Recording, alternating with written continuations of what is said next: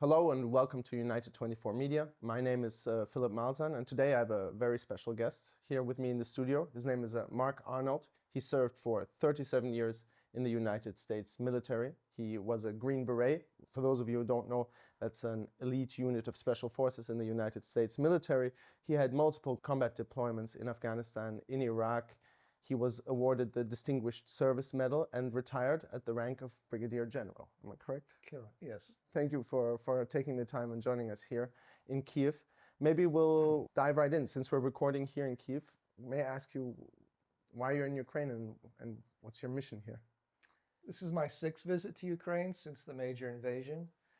And my mission here is I am the executive director of a foundation dedicated exclusively to helping Ukraine. But what brought me to Ukraine to begin with was my complete disgust for what Russia had done in the major invasion in February 2022 and going forward. So like a lot of Americans, we're watching the news. I'm seeing this horrific stories of Bucha, Irpin, and other atrocities that the Russian army committed in Ukraine. I decided I'm going to do something to help. I did not know what it would be. My first visit to Ukraine was during the Kharkiv Oblast counteroffensive, September 2022. And I'm following the Ukrainian military as it's liberating ground. And my first visit to a liberated town was Izium. And I'm at Izium 5 days after its liberation by the 80th Air Assault Brigade. And I am among hundreds of bodies of civilians that the Russians left behind. And I'm talking then to the survivors of Izium, of 6 months of occupation. And the stories that I heard from these innocent Ukrainian civilians are things you cannot possibly make up. They're so horrible. They're so terrifying. And at that point, I knew that I was going to be committed to Ukraine.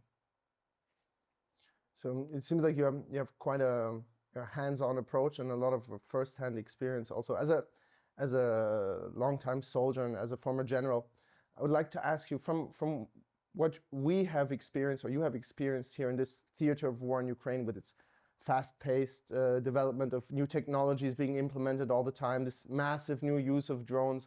How much do Western or NATO countries have to adapt what they've been teaching about war for the past decades? It doesn't mean a sweeping change to how NATO trains its forces and commands, but the nature of this combat of complete transparency of the battlefield by drones, by enemy drones, is something that NATO nations, including the United States military, has never operated under.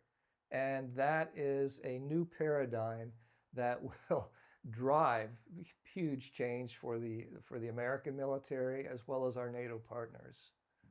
Ukraine recently created the drone forces as a separate branch of the military, the first country in the world to do so. I know the United States, if I'm not mistaken, created the Space Force in 2019. Yes. But there are no drone forces. Is what Ukraine did, is it a precedent? Is it something other countries will have to follow suit? Or do you think this, as we said, drones is the big thing, or can it be incorporated into different branches?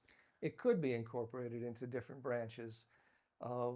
What I think the American military will have, or any NATO military will have a difficult time at, but certainly my experience in the US military is they would have a very difficult time because of their bureaucracy to keep pace with the enemy's continuous change of capabilities on the battlefield.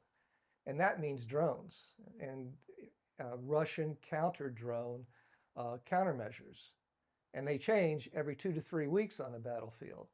So what Ukraine has is, and I'm actually part of it with my foundation, is continuous feedback from the front lines to what they absolutely need for drones and counter-drone capabilities.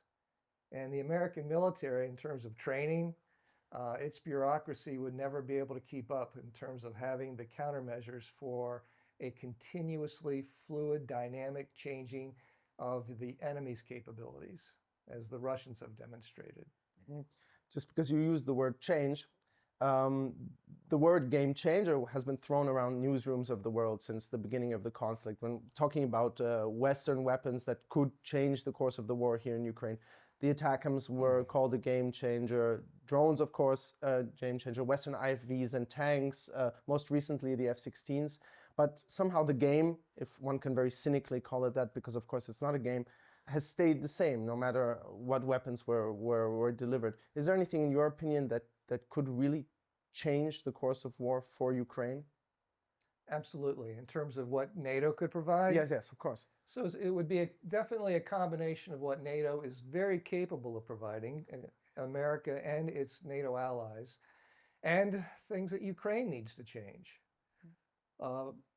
But all these game-changing weapons are great, and they are game changers if they're provided in the volume that Ukraine absolutely needs to take on an enemy with forces 5 times its size. So unfortunately, this titration, drip, drip, drip of game-changing weapons at very low volume is not enough to change the nature of this war. But it could. They've got the weapons, they have the volume, they've got the capacity to provide it. They just need the willpower to do it. And what the Ukrainians need to do, in my opinion, from what I've seen on the battlefield, is dedicate themselves to training in terms of coordination between large units, battalions, brigades, O2s, and echelons above. If there is one weapon or something that hasn't been delivered yet to Ukraine but should, what would you choose?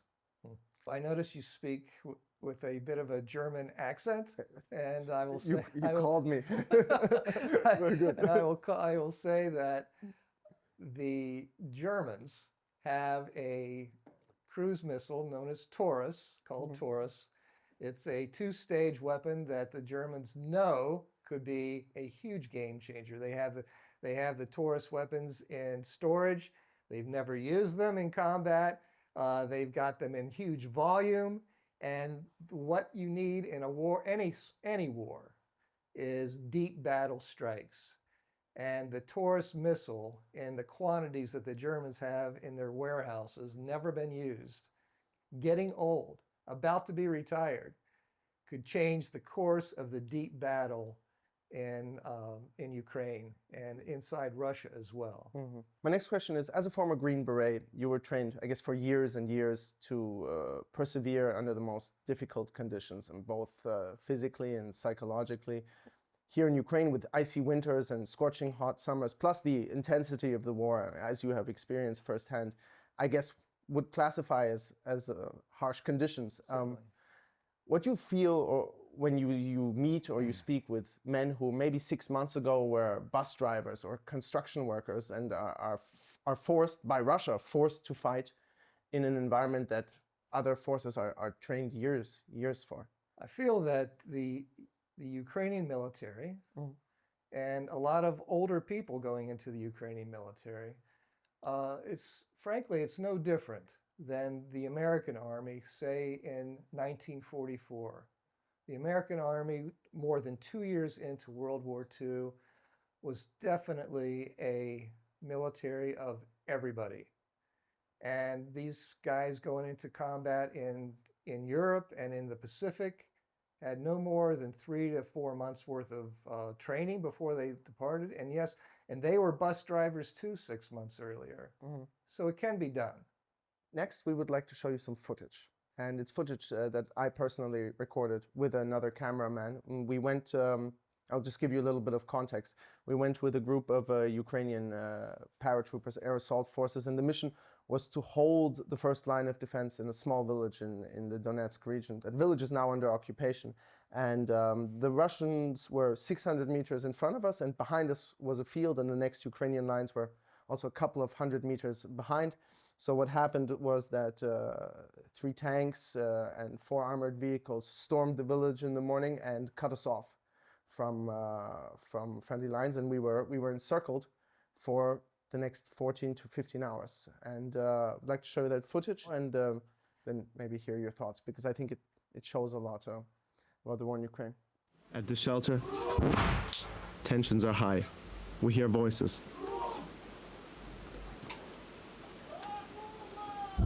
The Russians are just outside. One seems to be injured. We hear them chanting in unison, trying to heave their comrade over the ground. They call for backup. More arrive. Their voices get louder and louder.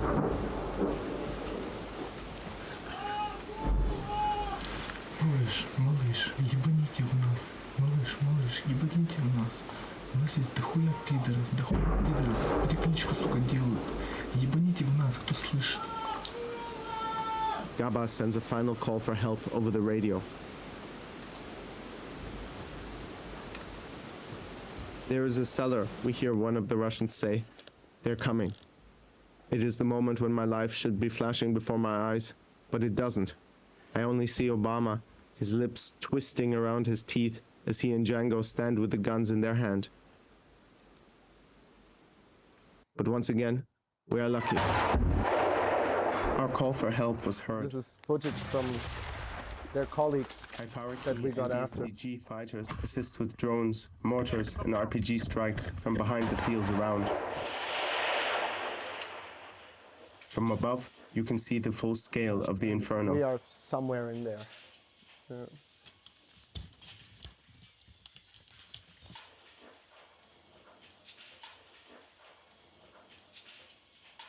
Inside, explosions very close to us tell us Ukrainian troops are firing at the Russians. Gaba decides that attack is the best defense. He throws grenades and then shoots an RPG at the house opposite us, where we suspect them to be.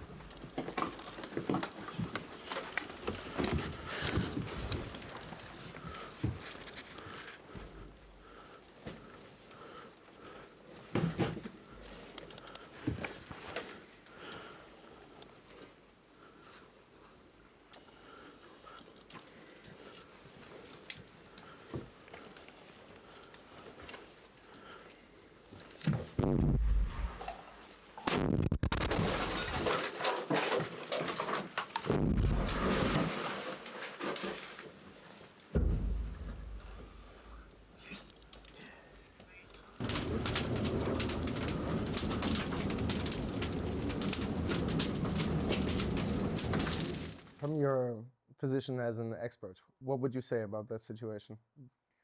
You must have been terrified. I can't describe Yeah. how Yeah. terrified I was. Yeah. So I think that being cut off from friendly positions and not knowing exactly where your buddies are or supporting units is probably, to me, the most terrifying of part of that. Not just so much that you know the Russians are nearby. You don't know exactly when help is coming or where the help is. And I think what my overall reaction is, the leader made absolutely the right choice, because attack, superior firepower, and push those Russians back from your position is the best way to survive that situation. So good on him for making those choices. It was especially frightening, considering the fact that situations like these happen, we could say, daily, and it's due to the fact that they did not have more men and more positions to defend the village. And when they called for backup, there just were no 10 tanks, or the cavalry, as I guess you would say, to call in it. That's these guys they're young and they're motivated, but basically what we saw, that's all they have. And it's yeah. As I understood, with your foundation, you are trying to do as much to improve the situation in Ukraine for Ukrainians. Maybe you could tell us exactly what kind of work you do, your foundation. Thank you for asking. Yeah. So we have several programs. The foundation's called the Here Right Matters Foundation, and hopefully you'll show up a QR code on exactly how people can connect with us. That's not a problem. We will add a link and maybe a QR code. And if you would like to donate to Mark Arnold's foundation, you will be able to do that. But first, So let's hear- our lead program that I started about a year and a half ago was in collaboration with the Ukraine Medical Corps and the subordinate organization to it, the Ukrainian Military Medical Academy. And by my second visit to Ukraine, it was clear to me that the combat medics largely were undertrained, and there were a lot of needless deaths and certainly a lot of avoidable amputations. And it's not the Ukrainians' fault. What happened was the Russians destroyed 80% of the infrastructure, meaning 4 out of the 5 medical schools where Ukrainian medics had been trained for 25 years. The Ukrainians lost their capacity to train medics, and at the same time, the Ukrainian military was growing this size. So what I did was, over the past year and a half, I've raised $2.1 million, and we've provided all the sophisticated training equipment that you need to train a combat medic. And now that is spread in multiple locations all over Ukraine, which is one of the reasons for this visit, is to see where all those, to see the employment of all that equipment we provided. That program continues. I continue to fundraise for it. I need at least another $500,000 for it to sustain that program for the next 2 years in Ukraine. Another program that I'm raising money for is we are converting large SUVs bought in America to Frontline Ambulances. And I just came back from Donetsk in Kharkiv Oblast late last night, meeting with physicians at what they call level 2 hospitals and stabilization points. And I learned this my last visit, that those SUVs converted to ambulances are the perfect platform for transporting casualty evacuation in the harsh road conditions, especially in wet road conditions at the front. Also, and very unique to our foundation, I think we are the only foundation in the United States that is funding drone capacity here in Ukraine. So we have a Ukrainian partner, a charitable partner who we work with in Ukraine, and they have their connections with small little cells of Ukrainian industry that are making very customized drones for the Ukrainian military, including the border guards and special elite units. So we provide the funds for the components to be made to these elite unit specifications. And the drones at that point are essentially the world's best racing drones, especially if you want to race at night. Then the Ukrainian military takes possession of those because they're very legal.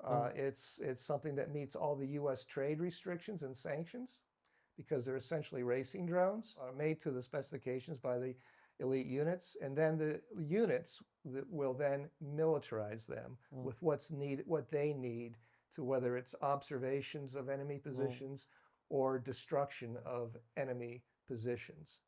So we've raised $1.2 million for this program, and that program has plenty of room for expansion. And it benefits, by the way, from that feedback loop that the US military will never have, which is direct feedback from end users directly to the software developers and product developers for the manufacturer itself, so that modifications are made, and a week later, these guys are deploying back to the front with exactly what is successful with the most recent Russian countermeasures. Seems like your foundation integrated itself or adapted quite well to this do-it-yourself modus operandi, one could say, in Ukraine. I know you said you don't do politics, and I mean it, the question from a military perspective. Considering the war as it is now, what's your short-term prognosis, and what do you think will be the most critical moments in the upcoming months?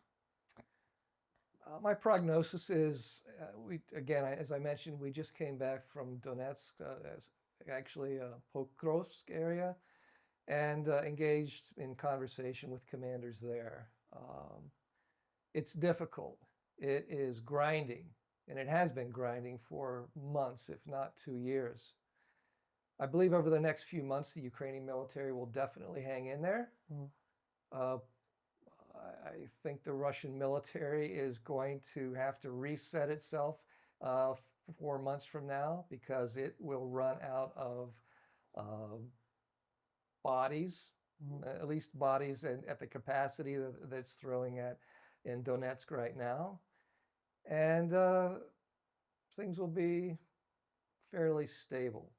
My last question is concerning Western weapons, especially American weapons. I remember General Zaluzhny, when he was still general, wrote in his report that some things like the Excalibur shells for large howitzers were not working as well as one would have hoped due to Russian electronic warfare adapting.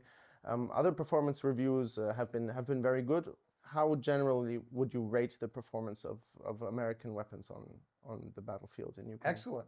Yeah? I think excellent. I believe that again, this is my 6th visit to Ukraine. Every visit, I spend several days, if not weeks, at the front, engaged with battalion commanders, sometimes company commanders, certainly brigade commanders and their staffs. So I know exactly what they're saying in terms of the gaps. And the Bradley fighting vehicles, the Abrams that we provided in tiny numbers, the weapon systems that we provided work well. And there's just not enough of them. There's just not enough of them. And yes, the Russians are not good at many things and never will be, but they are adaptable. They do adapt in terms of certain technology. And the Russians have always had, frankly, an advantage over NATO forces when it comes to electronic warfare for decades. Well, thank you for taking the time to come to Ukraine and to visit us here at United 24. It was a very pleasant conversation. Appreciate it. I wish you the best of luck and that you find the money you're looking for. Thank you. All right.